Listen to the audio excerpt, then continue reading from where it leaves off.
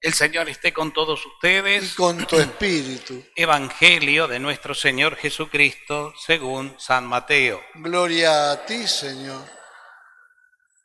Dos ciegos siguieron a Jesús gritando: «Ten piedad de nosotros, hijo de David». Al llegar a la casa, los ciegos se le acercaron y él les preguntó: «¿Creen que yo puedo hacer lo que me piden?». Ellos le respondieron: «Sí, Señor». Jesús les tocó los ojos diciendo: «Que suceda como ustedes han creído». Y se les abrieron los ojos.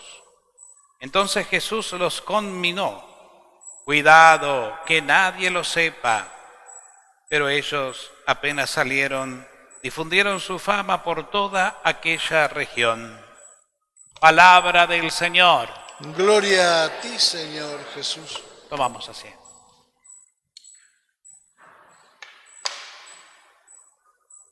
Bueno, muy queridos hermanos, escuchamos hoy este relato tan lindo de la palabra de Dios, y como siempre la palabra de Dios tiene un significado muy profundo, primero porque es la palabra de Dios inspirada por el Espíritu Santo, que si bien fue escrita en un momento particular de la historia, el Antiguo Testamento fue escrito más o menos entre el siglo IV y el siglo VII, VIII antes de Cristo, y el Nuevo Testamento, bueno, ya tiene más de 2000 años, por así decirlo.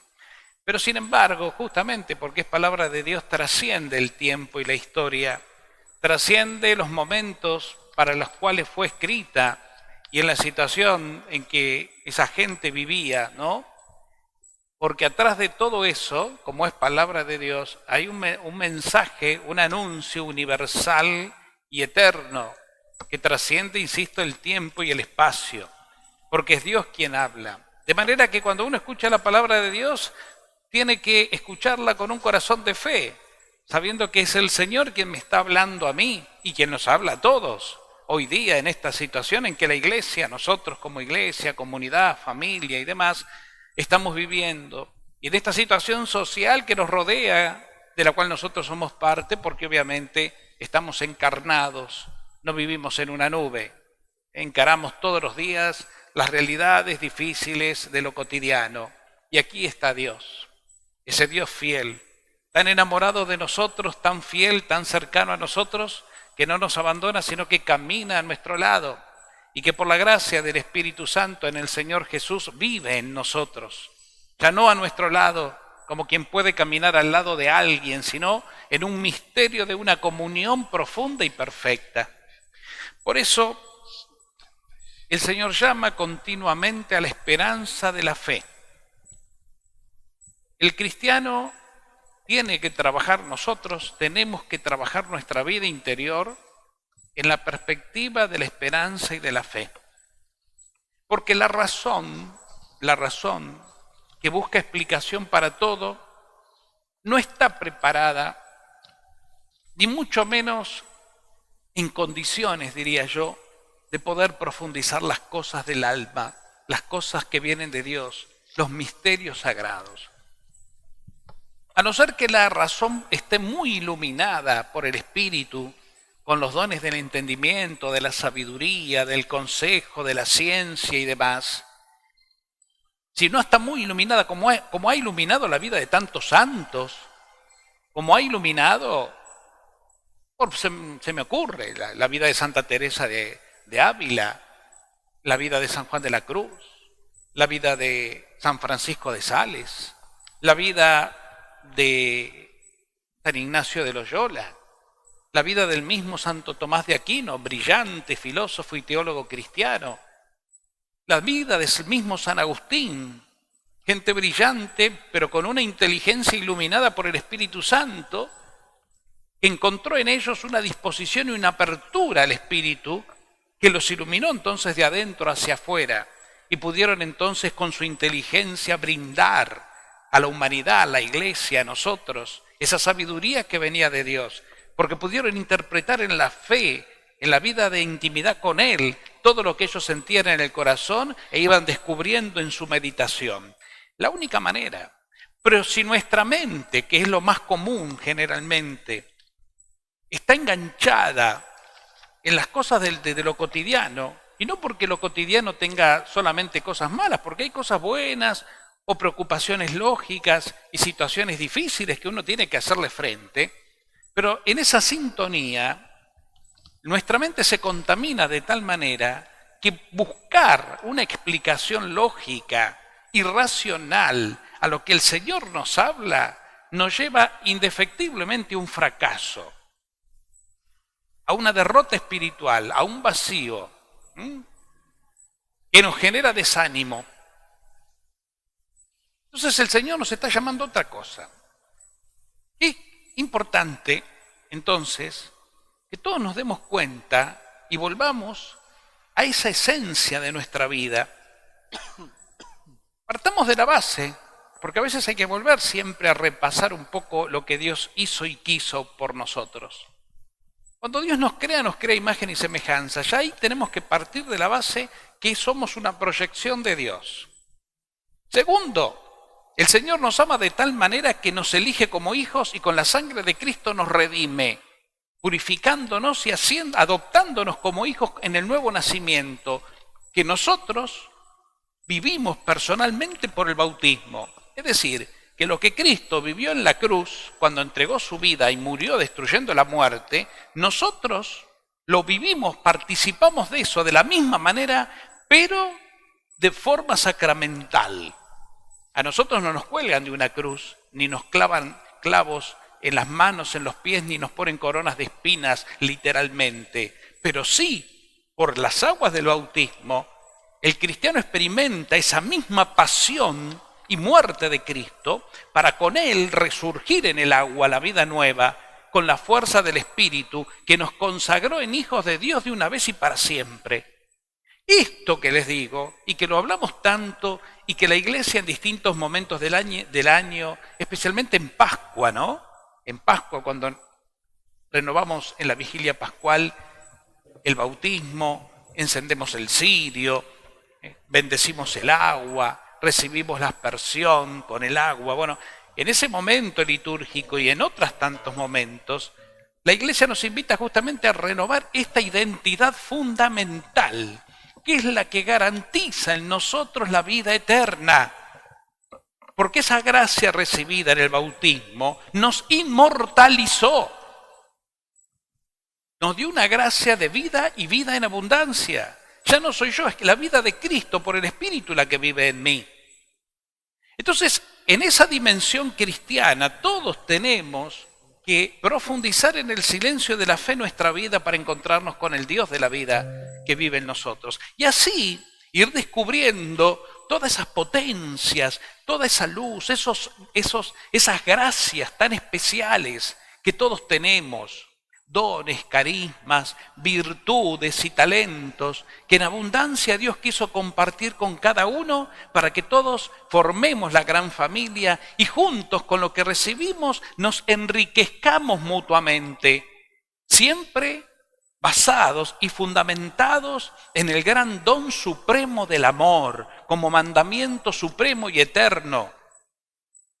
Ese amor que si queremos saber de qué se trata lo tenemos que mirar en Jesús.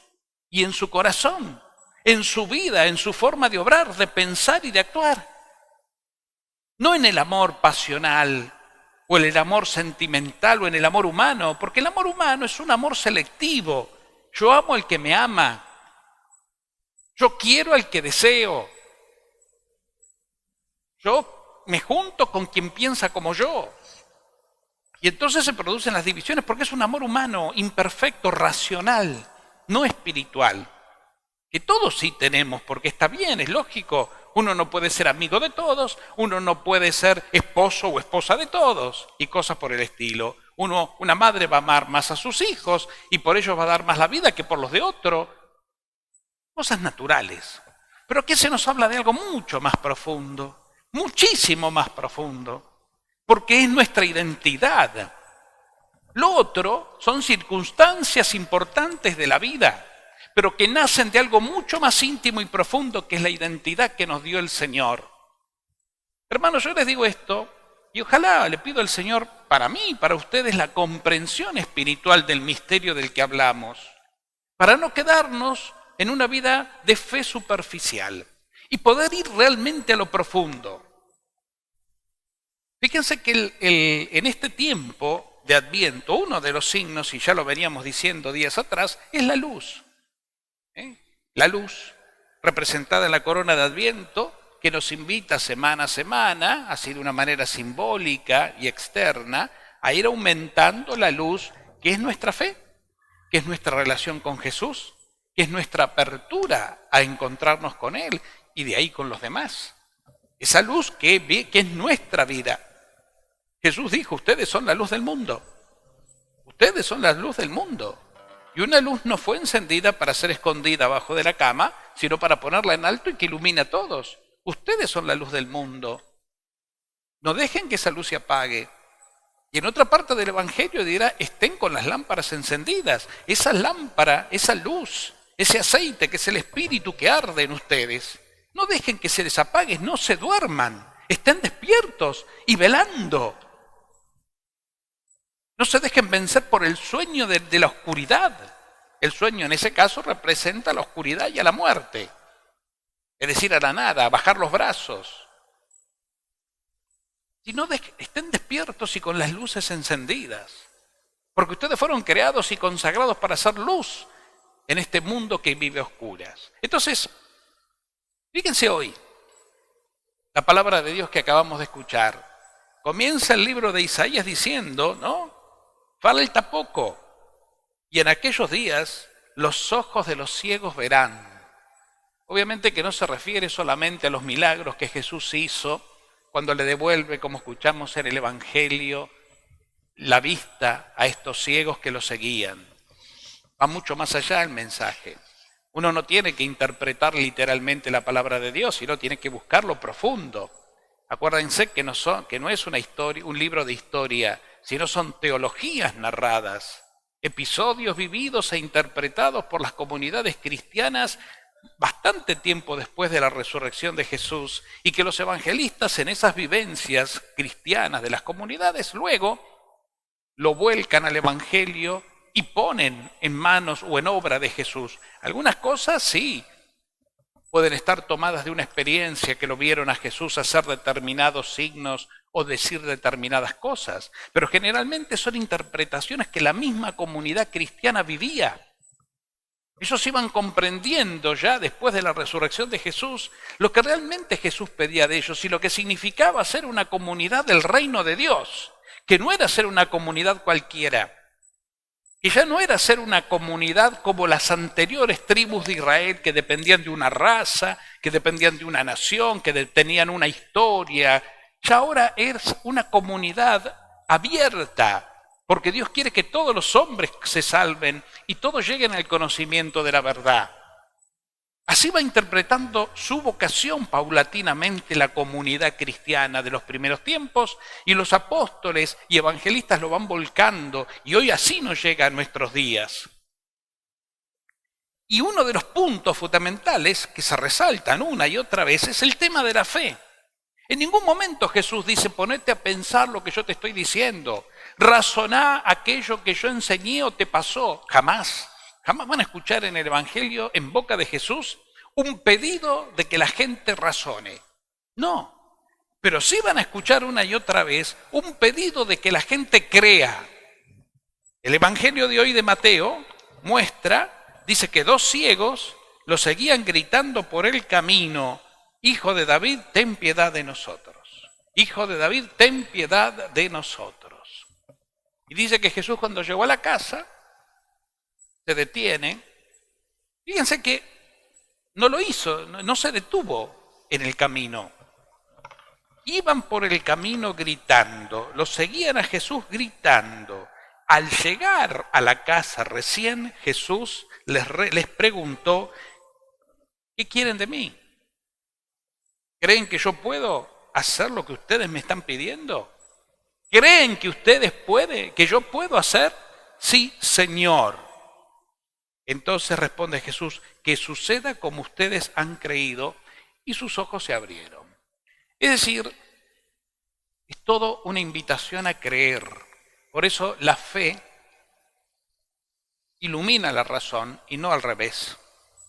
Las personas que solo viven de la razón pueden caer en el riesgo de querer calcularlo todo, de querer comprenderlo todo, de querer manejarlo todo.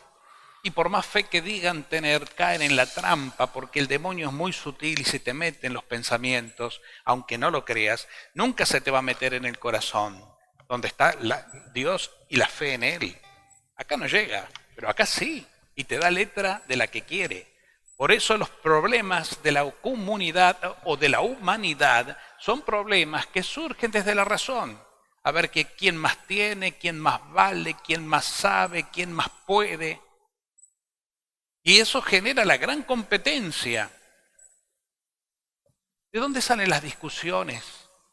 ¿De dónde salen los reproches? ¿De dónde salen las demandas? ¿De dónde salen las críticas? ¿De dónde? ¿Producto de qué? ¿Producto del amor del que Jesús nos habla? ¿Producto de la entrega incondicional que Él hizo por nosotros, derramando su sangre para que nosotros tengamos vida? ¿De ahí? No. Obviamente que de ahí no. Sino del hombre viejo, que está sujeto y aferrado al mundo y a las cosas del mundo, y envenenado muchas veces por las cosas del mundo, desde la razón, genera actitudes que hacen daño. Se me ocurren miles de ejemplos. Ustedes pongan los de ustedes, ¿qué quieren que les diga?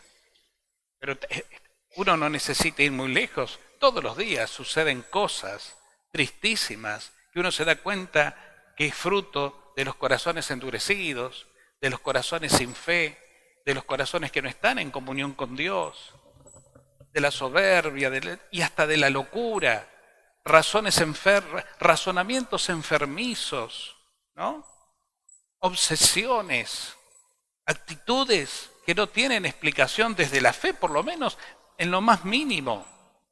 Y claro, sí, la razón iluminada por el demonio puede ser una razón muy sagaz, muy inteligente, porque insisto, hay gente que es brillante, pero hay gente brillante como Santo Tomás de Aquino o San Juan de la Cruz, y hay gente brillante como Hitler, y hay gente brillante como otros tantos genocidas, que fueron brillantes, Pero ¿de qué manera? Fíjense qué diametralmente opuesta, el mismo brillo generó consecuencias que nada tienen que ver una con otra. Entonces, hay gente que es brillante, pero ¿para qué usa su inteligencia? ¿Para qué usa su tiempo? ¿Para qué usa su capacidad? ¿Para qué usa ese don que Dios le dio? ¿Para qué? Para el odio, para la división, para generar armas destructivas, para narcotraficar, para la corrupción, para la mentira. Miramos para arriba y encontramos arriba, llámale gobierno, llámale política, llámale de todo. Miramos para abajo y pasa lo mismo. Y miramos a nuestro alrededor y lamentablemente no estamos exentos de estas realidades. Una razón sin fe hace que el hombre se la crea. Es la tentación original. ¿Se acuerdan ustedes qué les dijo el demonio a Adán y Eva cuando los invitó a comer del árbol prohibido, que representaba la ciencia de Dios, donde solo Dios puede entrar? ¿Qué les dijo? No, coman, porque ustedes serán como dioses.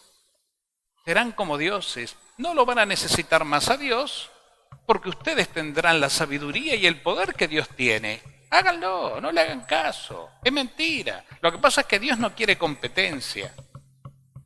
Y ellos le creyeron al diablo y no a Dios. Y ahí entró la ruina en el mundo, porque el hombre eligió vivir su vida sin Dios. Se eligió o proclamó Dios.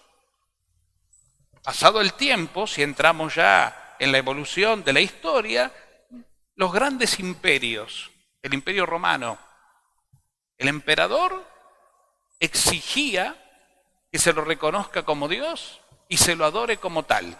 Él tenía sus dioses inventados, porque tenía distintos dioses, estatuas de distinto tipo, que según su criterio a él le servían, pero ante el pueblo era él el Dios supremo, y solo él imponía leyes. Acuérdense de otros reinados poderosos que tuvieron a los judíos tantas veces oprimidos, Nabucodonosor, y otros reyes más, los babilónicos, los caldeos, que les querían hacer jurar, abdicar de la fe en el verdadero Dios de Israel para jurar y adorar a los dioses que el rey inventaba. Escuchamos en los últimos días de las semanas pasadas, cuando terminamos el año litúrgico. Bueno, ahí está el problema. Y no vayamos tanto a los imperios de los poderosos. Hoy día pasa lo mismo también en las esferas. Pero vuelvo a nosotros, a nuestros corazones. Por eso es un tiempo de conversión el Adviento. La preparación verdadera para la Navidad exige una revisión.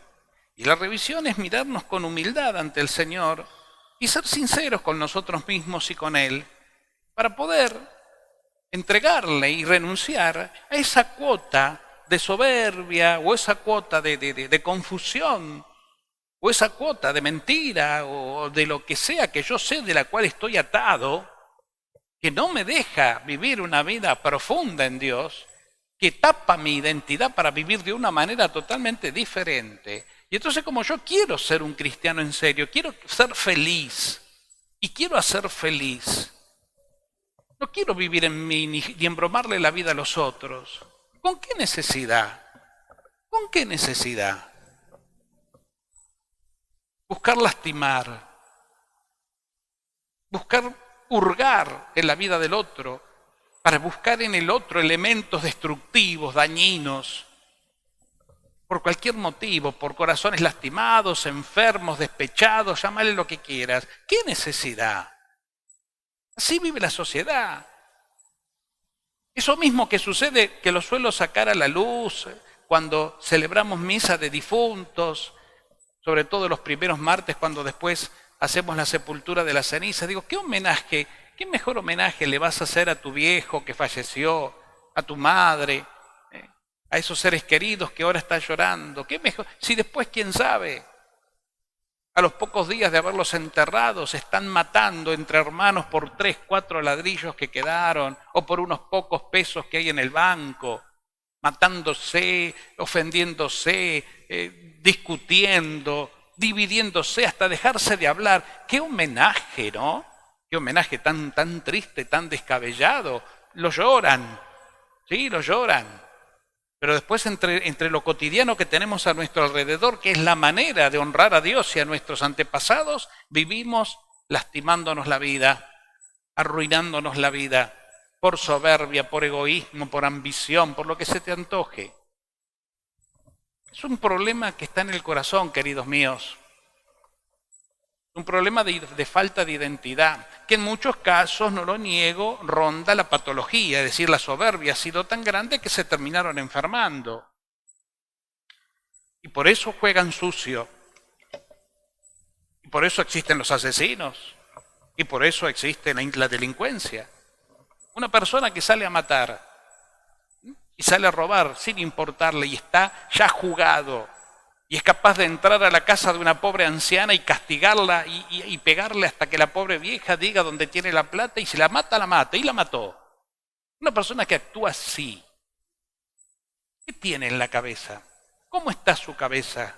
¿Cómo está su vida? ¿Cómo está su corazón? Está quemado, por decirlo de alguna manera. Llámale por la droga, llámale por el alcohol, llámale por lo que sea. Cuando la mente se enferma, y se pierden los horizontes, se pierde el equilibrio, se pierden los cabales, se pierden los fundamentos. Entonces sí, el problema está ahí. Ejemplos se me ocurren muchos, ustedes tendrán los propios. Pero yo creo que el Adviento, ya que estamos celebrándolo aquí o en casa, es un tiempo donde justamente el Señor nos llama a esta conversión. Y esta conversión no se trata de penitencias. Se trata de dejarnos encontrar por el Dios de la vida que ya llegó a mi vida. Jesús ya nació, ya resucitó, Ya llegó, ya se quedó en mi vida. Yo estaré con ustedes todos los días de su vida hasta el fin del mundo. ¿A dónde, Señor? En el corazón. Por eso la mejor forma y la única forma de estar con Dios y preparar nuestras celebraciones de Él es la oración, el silencio, la Eucaristía, la palabra y los actos de amor. Un cristiano no puede vivir en la hipocresía de decir celebro la Navidad, comulgo en la Navidad, y después seguís viviendo con odio, con rencores, viendo cómo le jodés la vida a viendo cómo salís con tus caprichos con el otro, sembrando cizaña, mentira, cuentos, llevas y traes. Eso es cristiano. Y después como si nada, querés venir a comulgar y a estar floreándote en la comunidad. Pero ¿dónde está? ¿En qué cabeza cabe, por el amor de Dios?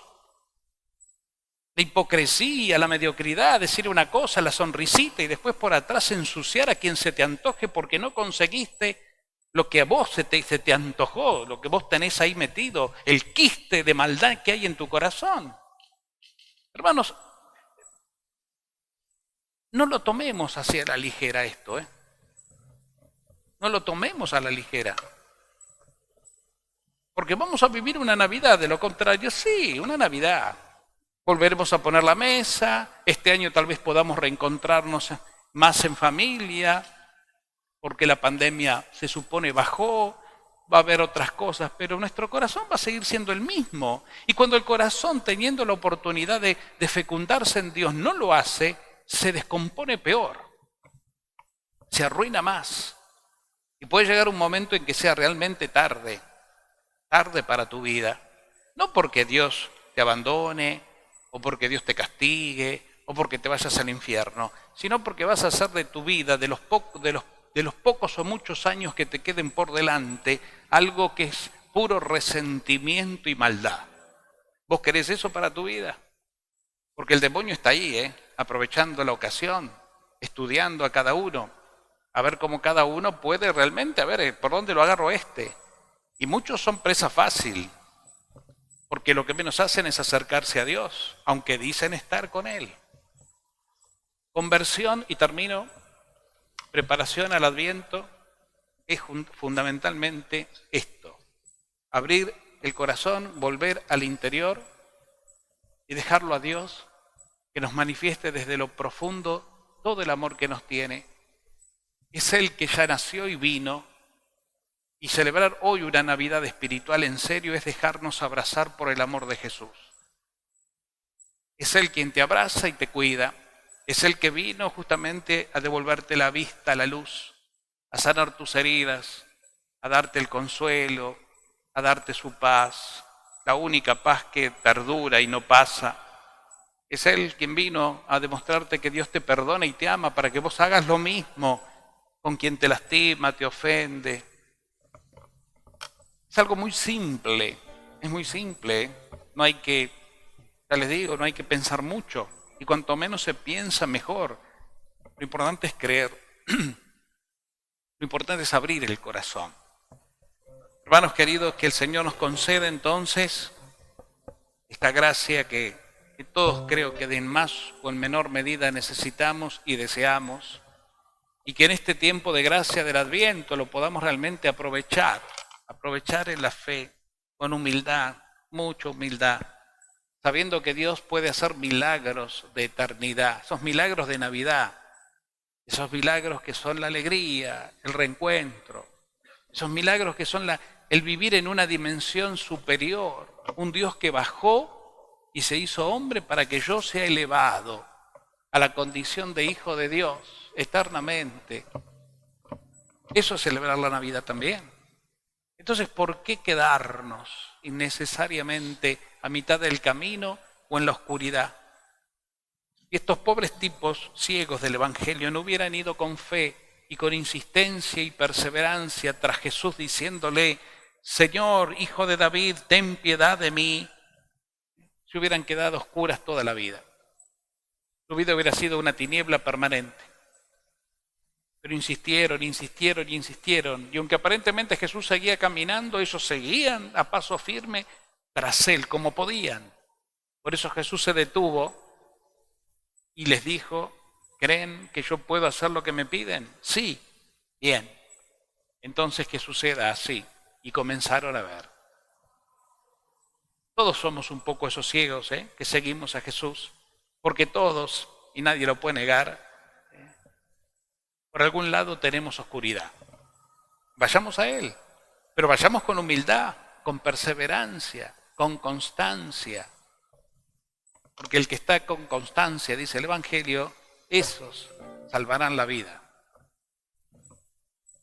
Vamos a pedirle a San Francisco Javier, gran misionero, un hombre español que dejó su tierra en la época de la colonia y vino a América a anunciar el Evangelio a los indígenas, personas que realmente dejaron todo, quemaron las barcas para involucrarse en la vida de culturas diferentes, inculturarse con ellos, es decir, aprender sus idiomas, sus costumbres, sus formas, y de ahí brindarle en su propio idioma a ellos la palabra de Dios, la evangelización. Él como otros tantos, que inclusive, en este caso no, porque no fue mártir, pero cuántos perdieron la vida en esto de evangelizar. Él, a quien recordamos hoy, interceda por nosotros para que nosotros que tenemos la capacidad, porque somos una comunidad con capacidad, somos una comunidad con riqueza y bendición, que tiene mucho para dar, podamos ser también los evangelizadores de este presente. En estos tiempos hostiles y en estas realidades difíciles, no importa, el Señor está de nuestro lado y el Señor nos capacita con su presencia para ser de nosotros eficaces testigos del amor. Hay mucho para dar, es una comunidad hermosa. Esta es una comunidad que tiene historia, que han pasado por ella santos sacerdotes que han sembrado en esta comunidad la semilla del Evangelio en los corazones.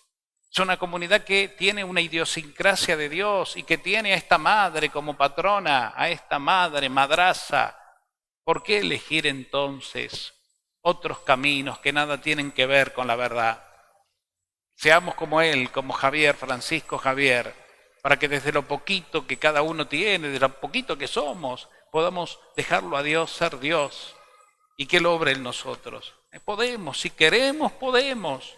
Es una elección, hermano, ser cristiano y vivir la fe es una elección del corazón.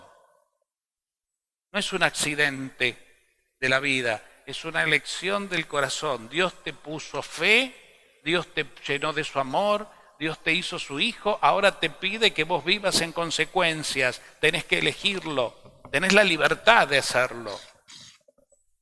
Pero si elegís seguir al Señor, serás brillante, serás feliz.